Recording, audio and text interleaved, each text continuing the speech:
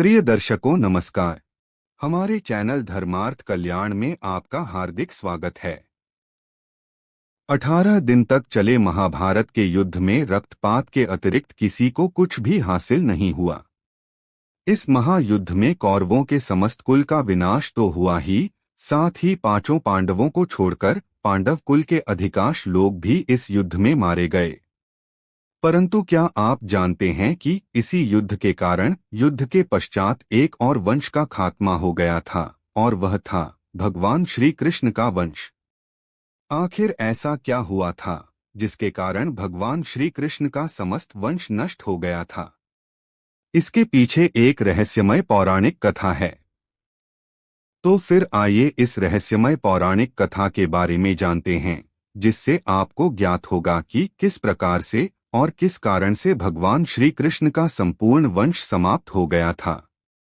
महाभारत युद्ध की समाप्ति के बाद जब युधिष्ठिर का राजतिलक हो रहा था, तभी कौरवों की माता गांधारी वहां पर विलाप करते हुए पहुंच गई और सभी पांडवों को भला बुरा कहने लगी। अचानक गांधारी ने श्री कृष्ण को देखकर संपूर्ण महाभारत युद्ध के लिए श्री कृष्ण को दोषी ठहराते हुए श्राप दिया कि हे कृष्ण, जिस प्रकार से तुम्हारे कारण मेरे कौरव वंश का विनाश हुआ है, ठीक उसी प्रकार से तुम्हारे वंश का भी विनाश हो जाएगा, और मेरे वंश की तरह ही तुम्हारे वंश को चलाने वाला कोई भी व्यक्ति जीवित नहीं बचेगा। श्री कृष्ण को ज्ञात था कि गांधारी का यह श्राप फलीभूत अवश्य होगा। इसलिए श्री कृष्ण इंद्रप्रस्थ छोड़कर द्वारिका लौट आए और अपने वंश के सभी यदुवंशियों को लेकर प्रयास क्षेत्र नाम के धर्म स्थल में आ गए और वहां पर अपनी मृत्यु की प्रतीक्षा करने लगे। यदुवंशी अपने साथ अन्न भंडार भी ले आए थे। कृष्ण ने ब्राह्मणों को अन्न दान देकर यदुवंशियों को मृत्यु का इंतजार करने का आदेश दिया था। कुछ दिनों बाद महाभारत युद्ध की चर्चा करते हुए श्री कृष्ण के मित्र सात्यकी और कृतवर्मा में विवाद हो गया। सात्यकी ने क्रोध में आकर कृतवर्मा का सिर काट दिया। इससे उनके अनुयायियों में आपसी युद्ध भड़क उठा और वे समूहों में विभाजित होकर एक दूसरे का संहार करने लगे। इस लड़ाई में श्री कृष्ण के पुत्र प्रद्युम्न और मित्र सात्यकी समेत सभी यदुवंशी मारे गए। केवल कृष्ण के सारथी बब्रू और दारुक ही जीवित बचे रह गए। यदुवंश के विनाश के बाद कृष्ण के ज्येष्ठ भ्राता बलराम समुद्र तट पर बैठ गए और एकाग्रचित्त होकर परमात्मा में लीन हो गए। इस प्रकार शेषनाग के अवतार बलराम जी ने देह त्याग दी और अपने धाम को लौट गए। बलराम जी के देह त्यागने के बाद जब एक दिन श्री कृष्ण एक पीपल के वृक्ष के नीचे ध्यान की मुद्रा में बैठे हुए थे, तभी उस स्थान पर एक जरा नाम का बहेलिया आया हुआ था। जरा एक शिकारी था और वह हिरण का शिकार करना चाहता था। जरा को दूर से हिरण के मुख के समान चमकता हुआ श्री कृष्ण का तलवा दिखाई दिया। बहेलिये ने बिना कोई विचार किए वहीं से एक तीर छोड़ दिया। वह तीर श्री कृष्ण के तलवे में जाकर लगा। जब वह पास गया तो उसने देखा कि श्री कृष्ण के पैर में मैंने तीर मार दिया है, जिसके कारण उसे बहुत पश्चाताप हुआ। तब वह श्री कृष्ण से क्षमा याचना करने लगा।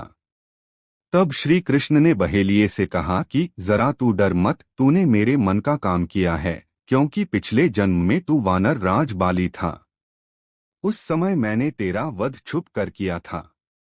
इस जन्म में तूने मेरा वध छुप कर किया है, इसलिए यह बदला अब पूरा हुआ, अतः तू दुखी मत हो।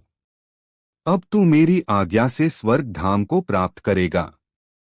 बहेलिये के जाने के बाद वहां श्री कृष्ण का सारथी दारुक पहुंच गया। दारुक को देखकर श्री कृष्ण ने कहा कि तुम द्वारिका जाकर सभी को यह बता दो कि पूरा यदुवंश नष्ट हो चुका है और बलराम के साथ कृष्ण भी स्वधाम लौट चुके हैं। अतः सभी लोग अति शीघ्र द्वारिका छोड़ दो, क्योंकि यह नगरी अब जलमग्न होने वाली है। मेरे माता पिता और सभी प्रियजन वहां से इंद्रप्रस्थ चले जाएं। यह संदेश लेकर दारुक वहां से चला गया। इसके बाद उस क्षेत्र में सभी देवता, स्वर्ग की अप्सराएं, यक्ष, किन्नर, गंधर्व आदि आए और उन्होंने श्री कृष्ण की आराधना की। आराधना के बाद श्री कृष्ण ने अपने नेत्र बंद कर लिए और वह सशरीर ही अपने धाम को लौट गए।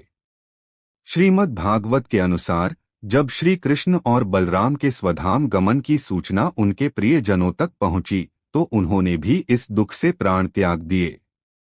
देवकी रोहिणी वसुदेव, बलराम जी की पत्नियां और श्री कृष्ण की पटरानियां आदि सभी ने शरीर त्याग दिए। इसके बाद अर्जुन ने यदुवंश के निमित्त पिंडदान और श्राद्ध आदि संस्कार किए। इन संस्कारों के बाद यदुवंश के बचे हुए लोगों को लेकर अर्जुन इंद्रप्रस्थ लौट आए। इसके बाद श्री कृष्ण के निवास स्थान को छोड़कर शेष द्वारिका समुद्र में डूब गई। श्री कृष्ण के स्वधाम लौटने की सूचना पाकर सभी पांडवों ने भी हिमालय की ओर यात्रा प्रारंभ कर दी। इसी यात्रा में एक एक करके पांडव भी शरीर का त्याग करते गए। अंत में युधिष्ठिर सशरीर स्वर्ग पहुंचे थे। प्रिय दर्शकों, यह थी हमारी आज की प्रस्तुति। आपको हमारी आज की प्रस्तुति कैसी लगी, कृपया कमेंट करके हमें अवश्य बताएं और हमारे चैनल धर्मार्थ कल्याण को सब्सक्राइब करके धार्मिक ज्ञान के प्रचार प्रसार में हमारा सहयोग करें। धन्यवाद।